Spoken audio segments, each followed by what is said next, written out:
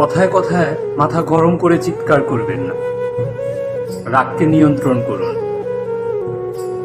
সামনের মানুষটা আপনার চিৎকার শোনার জন্য সবসময় মানসিকভাবে প্রস্তুত নাও থাকতে পারে।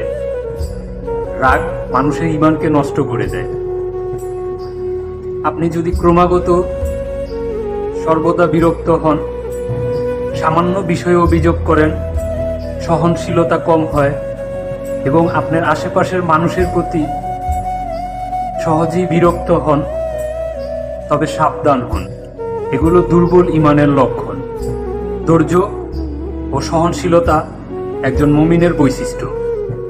মনে রাখবেন, জীবন সহজ না, জীবনকে সহজ করে নিতে হয়। কখনো ক্ষমা করে, কখনো চুপ থেকে, কখনো বা ধৈর্য ধরে। চুপ থাকাটাও একটা ইবাদত। অন্যজন কষ্ট পাবে ভেবেও যে কথাটা বলতে গিয়েও গিলে ফেলছেন, আল্লাহ তাআলার কাছে সেটা একটা দামি ইবাদত। তাই সব সময় রাগের মাথায় কাউকে কিছু বলার আগে একটু ভেবে নিবেন, বুঝে নিবেন।